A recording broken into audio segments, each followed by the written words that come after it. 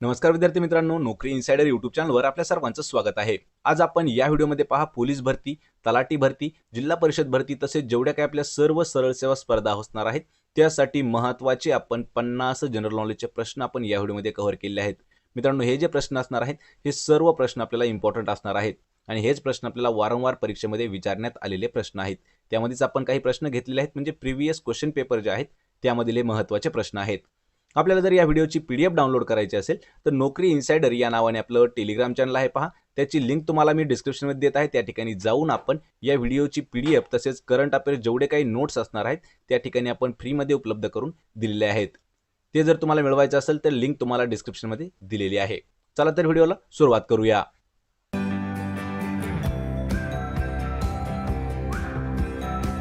तर पहा, आपला प्रश्न पहिला आहे, जम्मू आणि काश्मीरच्या पहिल्या मुख्यमंत्री महिला कोण आहेत? मित्रांनो, हा जो प्रश्न आहे हा प्रश्न इम्पॉर्टंट प्रश्न आहे पहा, कारण आपल्याला 2 वर्ष हा प्रश्न विचारण्यात आलेला आहे. जर आपल्याला प्रश्नाचं उत्तर येत असेल तर 3 ते 5 सेकंदामध्ये प्रश्नाचं उत्तर कमेंट करून द्यायचं आहे, म्हणजे एक प्रकारे आपलं रिव्हिजन देखील होऊन जाईल. कारण आपण या व्हिडिओमध्ये जवळपास 50 प्रश्न घेतलेले आहेत जे वारंवार आलेले आहेत. तर जम्मू काश्मीरच्या पहिल्या महिला मुख्यमंत्री कोण आहेत? याचं उत्तर आहे पहा, पर्याय क्रमांक 2 महबूबा मुफ्ती. ह्या ज्या आहेत ह्या जम्मू काश्मीरच्या पहिल्या महिला मुख्यमंत्री आहेत. पर्याय क्रमांक 2 आपलं उत्तर होईल. तर पहा, प्रश्न क्रमांक 2 आहे, आंतरराष्ट्रीय ख्यातीचा गुरगाव हा जिल्हा सध्या कोणत्या नावाने ओळखला जातो? पहा, आंतरराष्ट्रीय ख्यातीचा म्हणजे मोठा एक जिल्हा आहे पहा, गुरगाव किंवा त्याला गुडगाव म्हणतात. तो सध्या जिल्हा कोणत्या नावाने ओळखला जातो? म्हणजेच गुरगावचं नवीन नाव काय आहे? उत्तर आहे याचं पर्याय क्रमांक 3, तर गुरगाव या जिल्ह्याचं नवीन नाव आहे पहा, गुरुग्राम. पर्याय 3 आपलं उत्तर होईल. प्रश्न तिसरा आहे, डॅश यांच्या अध्यक्षतेखालील भारतीय जनसंघ या राष्ट्रीय पक्षाची स्थापना झालेली आहे. पहा, म्हणजे प्रश्न आपल्याला असा विचारला आहे की भारतीय जनसंघ राष्ट्रीय पक्ष जो आहे याचे अध्यक्ष पहिले कोण होते किंवा ते कोणाच्या अध्यक्षतेखाली त्या संघाची स्थापना झालेली आहे? याचं उत्तर आहे पर्याय क्रमांक 2, डॉक्टर श्यामाप्रसाद मुखर्जी यांच्या अध्यक्षतेखाली भारतीय जनसंघ या राष्ट्रीय पक्षाची स्थापना झालेली आहे. पर्याय क्रमांक 2, डॉक्टर श्यामाप्रसाद मुखर्जी. प्रश्न चौथा आहे, खालीलपैकी कोणी पहिली कामगार संघटना स्थापन केली होती? पहा, पहिली कामगार संघटना कोणी स्थापन केली होती? उत्तर आहे पर्याय क्रमांक 2, नारायण लोखंडे यांनी पहिली कामगार संघटना स्थापन केलेली आहे. पर्याय क्रमांक 2 आपलं उत्तर होईल. प्रश्न 5वा आहे, ब्रिटिशांनी शेतसारा वसूल करण्यासाठी कोणत्या पद्धतीचा वापर केला होता? पहा, ब्रिटिशांनी शेतसारा वसूल करण्यासाठी कोणती पद्धत वापरली होती? मित्रांनो, जे काही आपले महसूल पद्धत होती किंवा महसूल व्यवस्था होती त्यावर आपण डीपमध्ये एक पूर्ण व्हिडिओ घेतलेला आहे. त्याची लिंक तुम्हाला मी डिस्क्रिप्शनमध्ये दिली आहे, त्या ठिकाणी जाऊन आपण तोही व्हिडिओ पाहून घ्यायचा आहे. तर ब्रिटिशांनी शेतसारा वसूल करण्यासाठी कोणत्या पद्धतीचा वापर केला होता? याचं उत्तर आहे पहा, पर्याय क्रमांक 1, जमीनदारी आणि रयतवारी या पद्धतीचा वापर केला होता ब्रिटिशांनी शेतसारा वसूल करण्यासाठी. पर्याय क्रमांक 1 आपलं योग्य उत्तर होईल. प्रश्न 6वा आहे, समाज सुधार चळवळीची पताका कोल्हापुरात फडकवणारे डॅश होते? म्हणजे समाज सुधारणा चळवळ ही कोल्हापुरात कोणी सुरू केली? उत्तर आहे पर्याय क्रमांक 2, छत्रपती राजर्षी शाहू महाराज यांनी समाज सुधारणेची जी चळवळ आहे ही कोल्हापुरामध्ये सुरू केलेली होती. पर्याय क्रमांक 2, राजर्षी शाहू महाराज. प्रश्न 7वा आहे, पहिली विजेवर चालणारी ट्राम मुंबई महानगरपालिका मुख्यालयापासून डॅश पर्यंत होती? पहा, विजेवर पहिली चालणारी जी ट्राम आहे ही मुंबई महानगरपालिका मुख्यालयापासून तो कोणत्या ठिकाणापर्यंत होती?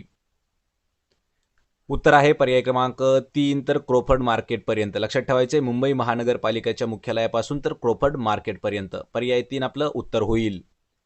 प्रश्न 8वा आहे, आर्य महिला समाज स्त्री सुधारणा करिता डॅश यांनी स्थापना केली? म्हणजे पहा, आर्य महिला समाज या संस्थेची स्थापना कोणी केली? उत्तर आहे याचं पर्याय क्रमांक 4, तर पंडिता रमाबाई यांनी केली आहे पहा. आर्य महिला समाज सुधारणेकरिता जी एक संस्था आहे त्याची स्थापना केली आहे पंडिता रमाबाई. पर्याय 4 उत्तर असणार आहे. प्रश्न 9वा आहे, इंग्लंडचे पंतप्रधान डॅश यांनी 16 ऑगस्ट 1932 रोजी जातीय निवाडा जाहीर केला होता? तर पहा, इंग्लंडचे असे कोणते पंतप्रधान आहेत की त्यांनी 16 ऑगस्ट 1932 रोजी जातीय निवाडा जाहीर केला होता? उत्तर आहे पर्याय क्रमांक 1, रॅमसे मॅकडोनाल्ड यांनी जातीय निवाडा जाहीर केला होता. लक्षात ठेवायचे, ते इंग्लंडचे पंतप्रधान होते. मित्रांनो, यावर आपल्याला अल्टरनेट प्रश्न असा विचारला जातो की जातीय निवाडा जो आहे हा कोणत्या वर्षी जाहीर केला होता? पहा, जातीय निवाडा हा जो आहे 1932 या वर्षी जाहीर केला होता. आपल्याला जर पूर्ण तारीख विचारली तर 16 ऑगस्ट 1932 हे उत्तर असणार आहे. कोणाद्वारे केला आहे? इंग्लंडचे पंतप्रधान कोण होते? Ramsay McDonald. प्रश्न 10वा आहे. 5 मार्च 1948 रोजी डॅश यांची भारताचे पहिले गव्हर्नर जनरल म्हणून नेमणूक झाली होती. पहा, प्रश्न महत्त्वाचा आहे. तर भारताचे पहिले गव्हर्नर जनरल म्हणून कोणाची नियुक्ती झाली होती? उत्तर आहे पर्याय क्रमांक 3 सी राजगोपालचारी यांची आपल्या भारताचे पहिले गव्हर्नर जनरल म्हणून नेमणूक झाली होती. तारीख आहे पहा 5 मार्च 1948 या दिवशी. पर्याय क्रमांक 3 आपलं उत्तर असणार आहे. तर पहा, प्रश्न 11वा आहे. भारतीय बहिष्कृत शिक्षण प्रसारक मंडळाची स्थापना खालीलपैकी कोणी केली आहे? एक संस्था आहे पहा, भारतीय बहिष्कृत शिक्षण प्रसारक मंडळ. याची स्थापना कोणी केली होती? याचं उत्तर आहे पर्याय क्रमांक 3 डॉक्टर बाबासाहेब आंबेडकर यांच्याद्वारे स्थापना करण्यात आलेली आहे भारतीय बहिष्कृत शिक्षण प्रसारक मंडळ. पर्याय 3 आपलं उत्तर आहे BR आंबेडकर. प्रश्न 12 आहे. पूर्व महाराष्ट्रातील विशेषतः चंद्रपूर आणि भंडारा या जिल्ह्यातील परंपरागत जलसिंचन तलावाला काय म्हटले जाते? मित्रांनो पहा, यामध्ये आपल्याला महत्त्वाचा प्रश्न आहे हा. 3 वर्ष हा प्रश्न विचारण्यात आलेला आहे. तर पूर्व महाराष्ट्रातील म्हणजे या ठिकाणी जिल्हे पण दिले आहेत चंद्रपूर आणि भंडारा. तर या जिल्ह्यातील जे परंपरागत जलसिंचन तलाव आहेत त्यांना काय नावानं ओळखलं जातं? उत्तर आहे पर्याय क्रमांक 2 त्याला मालगुजरी असं म्हटलं जातं. पर्याय क्रमांक 2. प्रश्न 13 आहे. 2013-14 मधील भारतीय निर्यातीमध्ये खालीलपैकी कोणते क्षेत्र सर्वोच्च स्थानी होते? पहा, प्रश्न थोडासा जुना आहे. 2013-2014 या साली भारतातील निर्यातीमध्ये सर्वात सर्वोच्च असणारं क्षेत्र कोणतं आहे? उत्तर आहे पर्याय क्रमांक 4 कारखाना उत्पादित ज्या काही वस्तू आहेत ह्या 2013-2014 या वर्षी भारतीय निर्यातीमध्ये सर्वात जास्त त्यांचा वाटा होता कारखाना उत्पादित वस्तू. पर्याय 4 आपलं उत्तर असणार आहे. प्रश्न 14 आहे. भारतात राष्ट्रीय उत्पन्न मोजताना कोणता कालखंड हे वर्ष मानले जाते? पहा मित्रांनो, प्रश्न हा देखील महत्त्वाचा आहे. हा प्रश्न आपल्याला अर्थशास्त्रावरती MPSC मध्ये एक वेळा त्याचा उल्लेख आलेला होता. लक्षात ठेवा, भारतात राष्ट्रीय उत्पन्न मोजताना कोणता कालखंड जो आहे त्याला वर्ष म्हणून गणले जाते? आणि याचं उत्तर आहे पहा पर्याय क्रमांक 4 1 एप्रिल ते 31 मार्च. लक्षात ठेवायचे, आपण त्यालाच आपण पहा मार्च एंड म्हणतो, म्हणजे मार्चचा हा शेवटी असतो. लक्षात घ्या, पर्याय क्रमांक 4 आपलं उत्तर आहे. 1 एप्रिल ते 31 मार्च हे जे वर्ष आहे हे राष्ट्रीय उत्पन्न मोजताना कालखंडातील वर्ष म्हणून गणले जाते. पर्याय 4. प्रश्न 15 आहे. 2011च्या जनगणनेनुसार केरळ राज्यामध्ये दर 1000 पुरुषांमागे स्त्रियांची संख्या किती होते? पहा, 2011 या वर्षीच्या जनगणनेनुसार केरळ राज्यामध्ये जर 1000 पुरुष असले तर त्यांच्या मागे किती महिला होत्या, असा आपल्याला प्रश्न विचारण्यात आलेला आहे. याचं उत्तर आहे पर्याय क्रमांक 4 1084. लक्षात ठेवायचे, 1000 जर पुरुष असले तर त्यांच्या पाठीमागे 1084 एवढ्या महिला होत्या. पर्याय क्रमांक 4 उत्तर आहे 1084. प्रश्न 16 आहे. 2011च्या जनगणनेनुसार एकूण कामगार दलामध्ये शेतमजुरांचे प्रमाण किती होते? उत्तर आहे याचं पर्याय क्रमांक 4 54.6% एवढं जे प्रमाण आहे हे एकूण कामगार दलामध्ये शेतमजुरांचं होतं. पर्याय 3 आपलं उत्तर होईल 54.6%. प्रश्न 17 आहे. प्रत्येक मनुष्याला दररोज सरासरी श्वसनाद्वारे किती हवा श्वसन केली जाते? पहा, प्रत्येक दिवशी मनुष्याला सरासरी किती हवा श्वसन करता येते? उत्तर आहे पर्याय क्रमांक 2 10 ते 20 किलो एवढी हवा श्वसनामार्फत श्वसन केली जाते. पर्याय क्रमांक 2. प्रश्न 18 आहे. खालीलपैकी कोणता वायू ग्रीन हाऊस इफेक्टला कारणीभूत असतो? पहा, ग्रीन हाऊस इफेक्टशी संबंधित असणारा वायू किंवा त्याला कारणीभूत असणारा वायू कोणता आहे? उत्तर आहे पर्याय क्रमांक 1 कार्बन डायऑक्साईड. हा जो वायू आहे हा ग्रीन हाऊस इफेक्टशी संबंधित येतो किंवा कारणीभूत असतो. पर्याय 1 आपलं उत्तर आहे कार्बन डायऑक्साईड.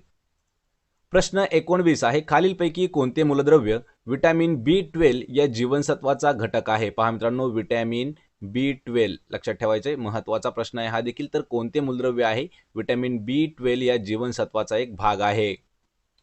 उत्तर आहे याचं पर्याय क्रमांक 2 तर कोबाल्ट. पर्याय 2 आपलं उत्तर होईल. प्रश्न 21 आहे. भारतीय राज्यघटनेच्या सरनाम्यामध्ये खालीलपैकी कशाचा प्रथम उल्लेख करण्यात आलेला आहे? उत्तर आहे पर्याय क्रमांक 4 तर न्याय या शब्दाचा जो उल्लेख आहे हा भारतीय राज्यघटनेच्या सरनाम्यात सर्वात प्रथम म्हणजे पहिल्या क्रमांकाला करण्यात आलेला आहे. पहा, न्याय. प्रश्न 21 आहे, भारतीय राज्यघटनेचे कलम 40 कशाशी संबंधित आहे? पहा, कलम 40 कोणत्या घटकाशी संबंधित आहे? उत्तर आहे पर्याय क्रमांक 2 तर पंचायत राज या घटकाशी संबंधित आहे कलम 40. मित्रांनो, हा प्रश्न महत्त्वाचा आहे, लक्षात ठेवायचे कलम 40 वर. प्रश्न 22 आहे, 1857च्या क्रांतीच्या कोणत्या नेत्याने नेपाळमध्ये आश्रय घेतला होता? याचं उत्तर आहे पर्याय क्रमांक 2 तर नानासाहेब यांनी 1857चे जे क्रांतिकारी होते त्यांनी नेपाळमध्ये आश्रय घेतलेला होता, पर्याय क्रमांक 2. प्रश्न 23 आहे, वासुदेव बळवंत फडके यांनी आपल्या सहकार्याच्या मदतीने कोणत्या गावावरती सर्वात पहिला दरोडा घातलेला होता? पहा, वासुदेव बळवंत फडके यांनी त्यांच्या सहकार्याच्या मदतीने कोणत्या गावावर पहिला दरोडा टाकलेला होता? उत्तर आहे पर्याय क्रमांक 4 तर धामारी हे गाव होतं, लक्षात ठेवा धामारी या गावावर वासुदेव बळवंत फडके आणि त्यांच्या सहकाऱ्यांनी पहिला दरोडा घातलेला होता, पर्याय 4 उत्तर आहे धामारी. प्रश्न 24 आहे, डॅश हे पुणे सार्वजनिक सभेचे सर्वाधिक महत्त्वपूर्ण संस्थापक होते? उत्तर आहे पर्याय क्रमांक 4 जी.व्ही. जोशी. हे जे आहेत हे पुणे सार्वजनिक सभा जे आहे याचे एक महत्त्वाचे संस्थापक होते, जी.व्ही. जोशी, पर्याय 4 उत्तर आहे. प्रश्न 25 आहे, न्यू इंडिया वर्तमानपत्र खालीलपैकी कोणत्या देशामध्ये सुरू झाले? याचं उत्तर आहे पर्याय क्रमांक 1 तर इंग्लंड या देशामध्ये, लक्षात ठेवायचं मित्रांनो. न्यू इंडिया या वर्तमानपत्राची सुरुवात जी आहे किंवा सुरू कोणत्या ठिकाणी झाला आहे तर इंग्लंड या ठिकाणी. प्रश्न 26 आहे, खालीलपैकी कोणत्या पहिल्या समाजसुधारकांनी मुलींच्या शिक्षणास उत्तेजन आणि प्रसारास सुरुवात केली? याचं उत्तर आहे पर्याय क्रमांक 2 महात्मा ज्योतिबा फुले किंवा महात्मा फुले यांनी हे असे पहिले समाजसुधारक आहेत की ज्यांनी मुलींचं शिक्षण यावर जास्त भर दिली होती, पर्याय 2 आपलं उत्तर आहे महात्मा फुले. प्रश्न 27 आहे, बॉम्बे असोसिएशन याचे सन्माननीय अध्यक्ष म्हणून डॅश यांची निवड केली होती? याचं उत्तर आहे पहा पर्याय क्रमांक 1 सर जमशेदजी जीजीभाई यांची बॉम्बे असोसिएशनचे अध्यक्ष म्हणून निवड करण्यात आली होती, पर्याय क्रमांक 1 आपलं उत्तर असणार आहे. प्रश्न 28 आहे, भारत छोडो चळवळीमध्ये डॅश यांनी सातारा या ठिकाणी समांतर सरकार स्थापन केले होते? याचं उत्तर आहे पहा पर्याय क्रमांक 3 तर नाना पाटील यांनी, लक्षात ठेवायचे भारत छोडो चळवळीमध्ये नाना पाटील यांनी सातारा या ठिकाणी समांतर सरकार म्हणजेच त्याला पहा पत्री सरकार, पत्री किंवा प्रति सरकार असं नाव देण्यात आलेलं होतं, पर्याय क्रमांक 3 उत्तर आहे नाना पाटील यांनी सुरू केलेलं होतं किंवा स्थापन केलं होतं. प्रश्न 29 आहे, खालीलपैकी कोणत्या जिल्ह्यात 2011 नुसार सर्वात कमी बाल लिंग गुणोत्तर होते? उत्तर आहे पर्याय क्रमांक 4 तर जळगाव या जिल्ह्यामध्ये. जळगाव जिल्ह्यामध्ये पहा 2011च्या जनगणनेनुसार सर्वात कमी बाल लिंग गुणोत्तर होतं जळगावमध्ये. यानंतरचा प्रश्न आहे पहा, भारतात जलमनुष्य म्हणून कोणाची ओळख आहे? पहा, खालीलपैकी असे कोणाची ओळख आहे की त्याला जलमनुष्य म्हटले जाते? उत्तर आहे पर्याय क्रमांक 4 राजेंद्र सिंह यांना जलमनुष्य. पहा, जलमनुष्य म्हणून कोणाची ओळख आहे हा प्रश्न इम्पॉर्टंट आहे, तर राजेंद्र सिंह यांना जलमनुष्य म्हणतात, पर्याय 4 आपलं उत्तर होईल. प्रश्न 31 आहे, खालीलपैकी कोणता मृदू दगड सिंधू संस्कृतीतील मुद्रा बनवण्यासाठी वापरण्यात आला होता? प्रश्न मित्रांनो महत्त्वाचा आहे, पहा सिंधू संस्कृतीवर आधारित प्रश्न आहे, तर खालीलपैकी असा कोणता मृदू दगड आहे? पहा, म्हणजे मऊ दगड आहे की जो सिंधू संस्कृतीमध्ये त्यावेळी मुद्रा बनवण्यासाठी त्याचा वापर करण्यात येत होता. याचं उत्तर आहे पहा पर्याय क्रमांक 4 तो स्टिटाईट खडक होता, लक्षात ठेवायचे स्टिटाईट जो दगड आहे हा एकदम मऊ दगड असतो आणि हा दगड सिंधू संस्कृतीमध्ये मुद्रा बनवण्यासाठी कामाला यायचा, पर्याय 4 स्टिटाईट.